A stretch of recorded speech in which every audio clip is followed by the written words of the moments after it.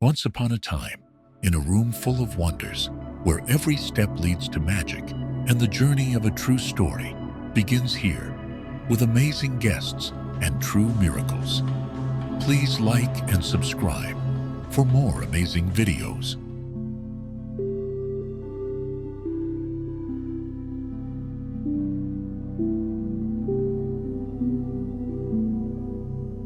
Thank you. Well, it's interesting about how no matter how long ago it was, you never forget. You never forget one detail. And mine happened December 1991. So that's like 30 some odd years ago. And I remember right after it happened, and as I woke up and I thought, oh boy, I hope I don't forget this. And you know what? I haven't. You remember every detail. And it also takes a long time to kind of work it out in your mind and try to understand all that you went through. At the time, I had nobody to talk to. I didn't know that there were groups like IANS, which is the International Association of Near-Death Studies. I didn't know anybody else who had had a near-death experience. I didn't even know that's what had happened. But what I did know was that I woke up one morning in December and I had a vision, and I saw an accident, and I saw a snowstorm, I saw a car, I saw the make of the car, the color of the car. I saw my husband and I walk down a sidewalk, and this car jumped the sidewalk and hit us. I heard him scream, and then I woke up, basically. And that was very early in the morning. And that night, just after 10 p.m., that exact vision is what happened. So as I was hit by the car and flying through the air, I was thinking, wow, someone has gone to a huge amount of effort to warn me, to prepare me, and to create the most perfect timing that we walked out of this house, started down the sidewalk, the car lost control at the exact right moment and hit us. Just that was enough to ponder for a long time. You know how time is elastic and the value of being prepared beforehand. But then it gets better, of course, because you come out of your body. And I had never come out of my body that way. I mean, we know now, every night when we sleep, we know we leave our bodies, and we know we go off and travel and visit and learn and grow. But at the time, I had never experienced a separation of my physical body and my consciousness. And that's what it was. So actually, I'm wearing a red cape today. I happen to love red. As you can tell, I have red glasses. I was wearing a red coat that night. My grandmother had always said, Andrea, every woman needs a good red coat. And it was a huge snowstorm. I had a big, big red coat. So I come out of my body and I look down in the middle of the road and I see this red coat. I said, wait a minute, I know that coat. And it was my coat and it was my body. And I'm like, wow, I have all my thoughts, all my feelings, all my emotions, all my memories. Everything is here with me up where I am, about 9 feet above the ground. How is this even possible? And then I realized I had just jolted completely out of my body. The scene got very chaotic, because imagine a husband and wife hit by a car late in the evening, like it was 10 o'clock on a December night, very snowy, very cold, and we had been at a very large gathering. So next thing you know, everybody starts coming out of the house and everybody's screaming and yelling, and there's ambulances and all this chaos, and I'm looking at all these women who don't even have a coat on, and I'm like, what are you doing without a coat? Go put a coat. And I'm trying to talk, but nobody can hear me. And then the scene just got crazier and crazier, and I said, you know what? I'm leaving this scene. And this beautiful light appeared, and it just like picked me up and took me off with it. And off I went. And I was taken into some kind of beautiful space, filled with light, filled with love, and there was this magnificent being that appeared in front of me. He was maybe like 7 feet tall compared to me, at 5 feet something. He seemed very tall. It seemed male, but I never saw his face. But then he addressed me by name. And I always think, I'm always feel bad about the fact that I was so shocked that he knew my name. Like, who am I that you know my name? I mean, I'm a nothing. How is it that this incredible being says, Andrea? And I was like, And he said, do you want to stay or do you want to go? And I had 3 little children. I had a 1, a 3, and a 5-year-old. And I said, I have to go back. And then he asked me again. And I said, yes, I must go back. And the second time, I remember saying to him, even if every bone in my body is broken, I must go back. And then I was thrown into a vortex.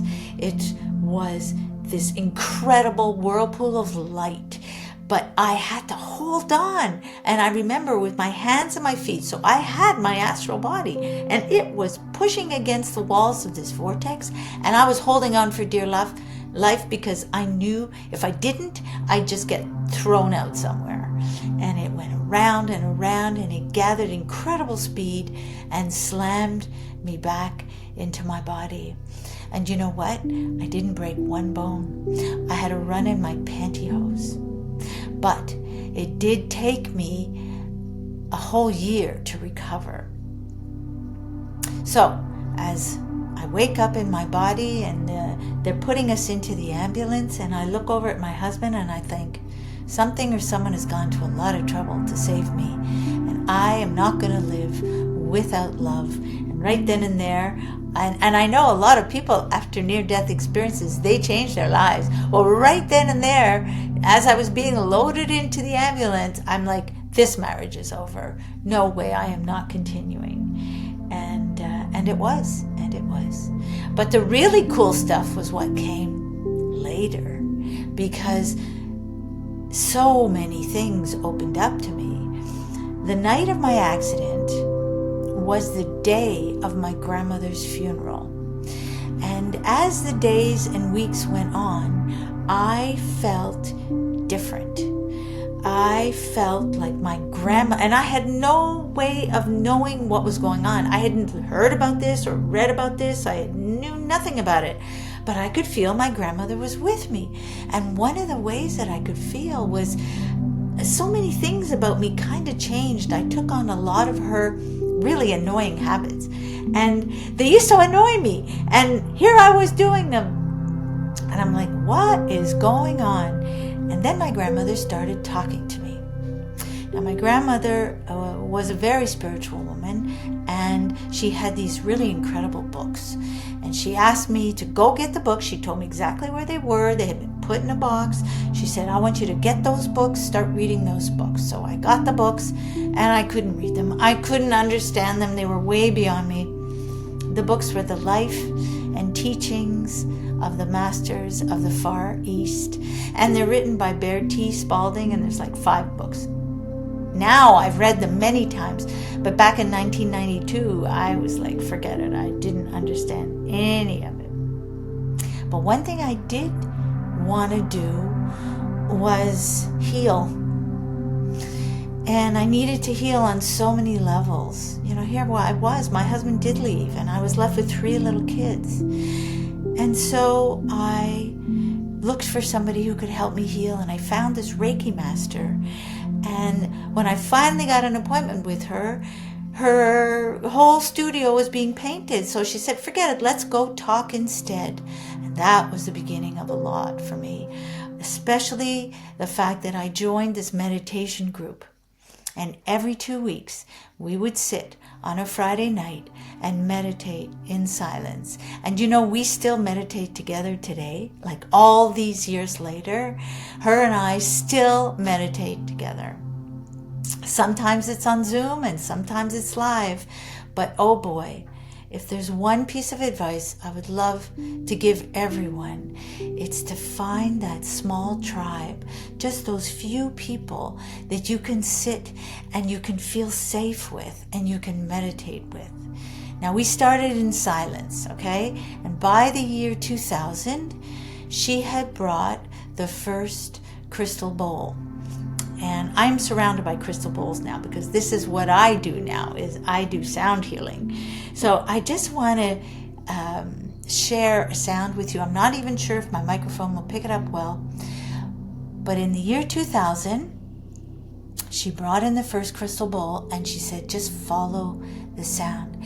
And from meditating in silence to meditating to crystal vibration changed everything. Can you hear that? Okay, good.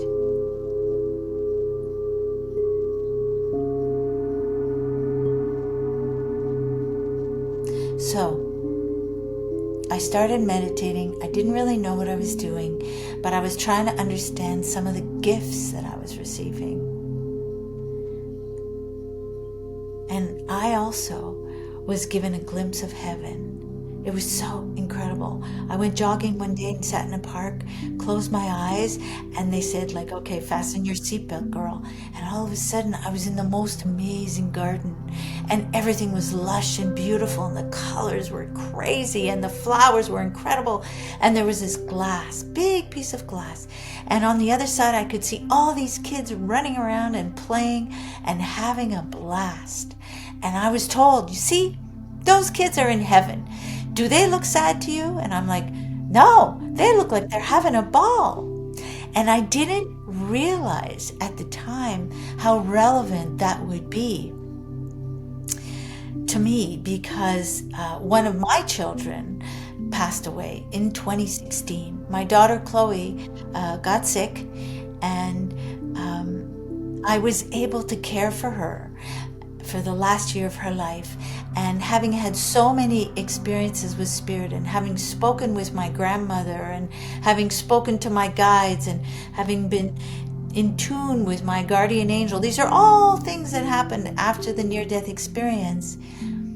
I knew that the death of her physical body was totally not the end of Chloe. So that was actually a moment to really live the theory that I had known. You know, when you can really live it. And now when I do sound and I help other parents whose children have also passed, I see those little kids, you know, running around in heaven, having a blast. And I hear Chloe giving me advice to other parents and helping them to deal with this type of grief, which is so huge and so tough, and every parent's worst nightmare, really. But my grandmother was instrumental in my life after she passed. So my husband left. He declares bankruptcy. I'm left with 3 little kids. I have no child support. And my grandmother comes to me one day while I'm watering plants. And she says, Andrea, go get this picture of me. Go make a logo. We are going into business. And I'm like, what? She says, yeah. She says, I always wanted to be a businesswoman, but I was born at the wrong time. And so we are going to go into business together. And I said, well, what are we going to do, Grandma? And she says to me, we are going to make my granola recipe. And so I'm like, oh, okay, well, I'm going to make granola. You mean I am going to be able to make a cereal with oats and fruits and nuts, and I'm going to be able to support my 3 kids? But the idea of it was crazy. But because it was my dead grandmother pushing me, I listened. I mean, if somebody had come and sat in front of me and said, you know, Andrea, I think you should make this great granola recipe, and it's going to be enough that you are going to be able to support your 3 kids, I would never believe them.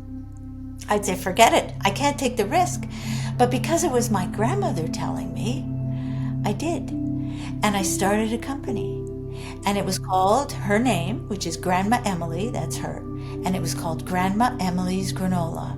And it wasn't easy, and I worked really hard, and I had to do what they call bootstrap, because I didn't have any money for for cash flow or anything. I had to, as money came in, I was able to buy more ingredients and buy an oven and buy spoons and the whole thing. It was really one small step at a time. But one of the coolest things, and this, I didn't have this ability before the near-death experience, was to be able to talk so easily with my grandmother. So on a Friday afternoon, I would kick my staff out and I'd pay them for the whole day and I'd say, go and have fun. And I became like the boss I always wished I had. And my grandmother and I would walk around the factory and she would say, you did this right, you did this wrong. You got to do more of this, you got to do less of that. And she was like my right hand. So I ran that company for 15 years. I supported my 3 kids. I bought us a house and I paid the mortgage and I had the whole company totally debt-free. And then I sold it in 2015 and I was exhausted. Like, it was not easy. I used to work even when I was asleep. Like, I was working all the time. So I sell the company in 2015 and I put a knapsack on my back and I'm in Europe having a ball and I get a call. Chloe is sick. You have to come home. And I realized, I said, wow, if I was still working, I would not have the time to be the caregiver that I was able to be. So I came home, and that was May of 2015, and Chloe passed in February of 2016. And then the most crazy signs started happening from Chloe. The first of was this little house. So this little place behind me is a little 1-room house, about 400 square feet. And I knew that after taking care of Chloe, I wanted a place to recover. And through a crazy series of circumstances, I found this. And the address here is 218. That's the street address, 218. And I rented this in January. Chloe passed in February. And you know what date she passed? 218. Yep. So Chloe and I discussed, you know what? If you can do this, do it. If you have a loved one that you can share the idea that death is not this horrible, scary thing. It's just a continuation of life. You can talk about sharing a phrase together. You see, Chloe and I were able to have that discussion. And I used to take her every day through this drive-through and get her an iced cappuccino. So it was clear, like right away at the end of her life, I said, Chloe, our phrase has to be iced cappuccino. Like, we'll both remember it so well. And the iced cappuccino, incredible signs that I've had so many, but I'm going to just tell you the most recent one because, Chloe passed actually 9 years ago. 2015, 4 or 5, that's right. Already 9 years. I couldn't believe how common it is. It's very common that children do pass in all kinds of ways. And one thing I have learned is that we really do have a soul plan, and everyone's life is exactly the correct length. It's just what it should be. It's planned on a soul level, and there's so many things that we don't understand from a human level.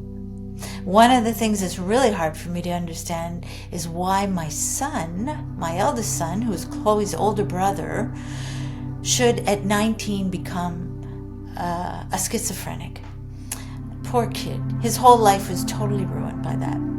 So he's been dealing with this for decades now. 2 decades. Last August, he's in the psych ward of the hospital. And I'm there with him. And it's awful. And I just close my eyes 2 seconds. I say, Chloe, please let me know that you're here with your brother. Not even 5 seconds goes by, and one of the other people in the psych ward starts screaming, get me an iced cappuccino. Get me an iced cappuccino. And it took me like 5 seconds to realize what he was saying. And then I was like, oh my God, okay, Chloe, I got the sign. And boom, he stopped. Can you believe that? Now that is amazing. That happened last August, okay? Other things too, where my son doesn't drink coffee and I take him for groceries, and then in the pan, as he's going to the cash, there's all these bottles of iced cappuccino. And I'd say, Matthew, what are you doing with all these? And he's like, I don't know, Mom. But the latest one happened just 5 days ago.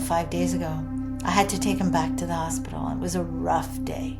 And there was a big snowstorm, and there was very slow driving and just awful. The whole day was so tough. And as I'm driving back home, this music starts to play in my car. And I'm trying to figure out, first I think it's the radio, and I'm like, this isn't the radio. And this music starts to play. And I'm like, where is this music coming from? My phone is closed, it's in my purse. And it's this special vibrational music that I had never heard before. It's called Eternal Window at 471 hertz by a gentleman. His name is Asa, and he has a company called Source Vibrations. And I start listening to this music, and I realize that Chloe has been fooling around on my phone. And she says to me, Mom, it's so easy. Electronics is so easy for them to manipulate. And you know what makes it easier?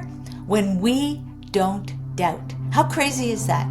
Us believing and trusting and knowing puts less resistance and makes it easier for them to send us different signs.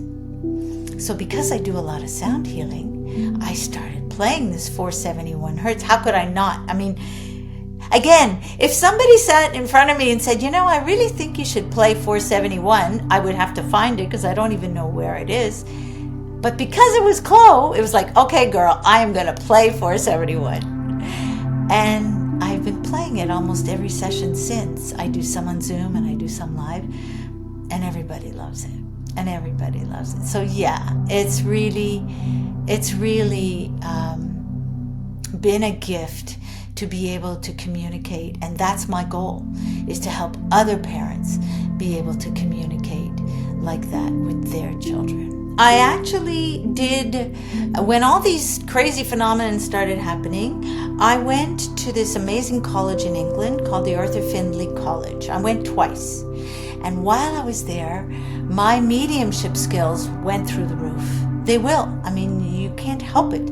You live, eat, breathe it, at least 14 hours a day. And then I got home and I realized that mediumship was not really my calling. My calling is more to work with parents and to help them be able to communicate with their children. So I use the mediumship all the time. Like if I get messages during the session, I will say them. Like one time I saw this book on a nightstand of somebody's bedroom, and I said, somebody has this book by Robert Schwartz about your soul's plan, and they haven't read it, and it's sitting on the night table, and it's time to read it. And then I get an email. Yes, my husband didn't even want to come for sound healing. He's the guy with the book on the nightstand, and now he's going to read it. So I was grateful that I did share that message. And that's what I like to tell people. If you're wondering, is it me or is it really spirit? Start sharing what you get. And that's how you'll know. Because people will respond and say, oh my God, the second before you said that, I saw it, or whatever. And that's how you know that what you're receiving is from spirit. It takes a little courage. And that's why if you do that circle of meditation together, and you trust each other, and you sit together, and you share what you get, you start to develop your skills in a good, safe environment, and you'll let go of doubt. Yeah, I found that, and it happened very organically. And I asked Spirit, I said, what do I do? Do I start, going on social media? And I don't want to do any of that. And they said, don't worry. We will bring the people to you that you can best serve. And now, and that's what happens. And sometimes this little house, because I do sound healing in this little house. Now, this is the little house that I rented, in 2016 after Chloe passed. And it's on a property with a big house. And I fell in love with the man who lives in the big house. And, this and that, and things happen. And I eventually came back, and I live now with him over there, but I still rent this. I rent it so that I can do sound in here, and it's a lovely kind of an oasis that people come, and they can sit and meditate and write and just relax and decompress from life.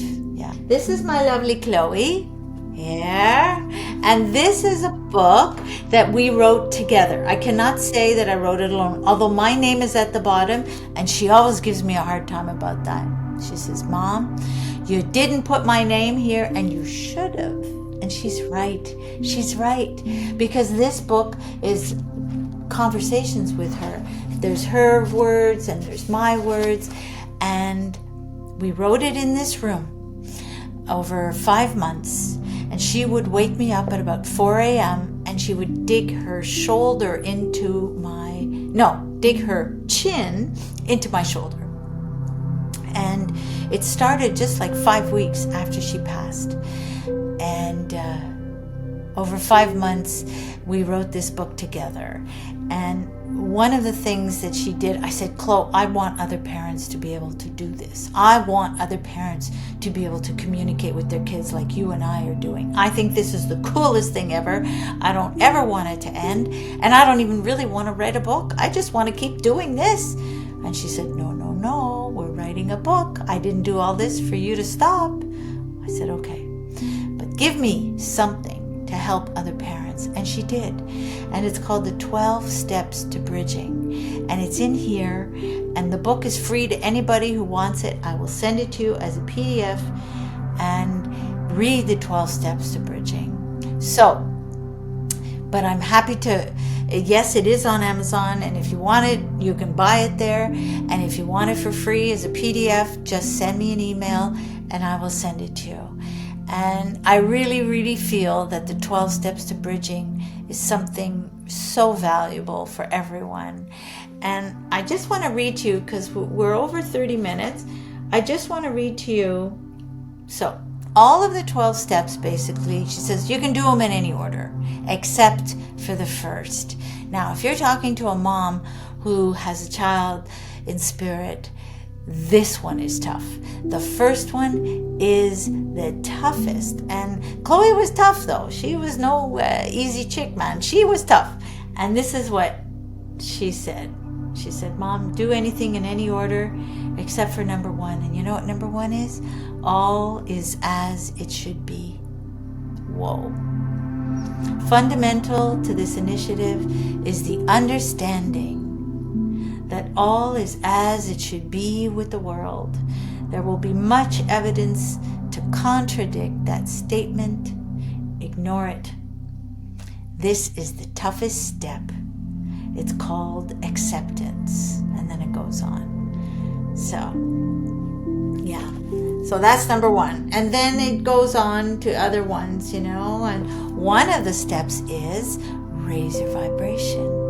And that's what we do when we do sound healing. Yeah. When I'm ready for a book, it sort of shows up. It does.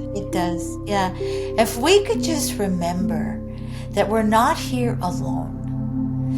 We signed up for all of this mess. We signed up for all of this beauty and all of this incredible joy and all the sorrow and all the whole messy business of being human. And we knew when we signed up for this that we wouldn't be alone, that we would be loved and protected and guided, and that we do have a team, that maybe we forget sometimes. We get so busy with all the noise of life that we forget.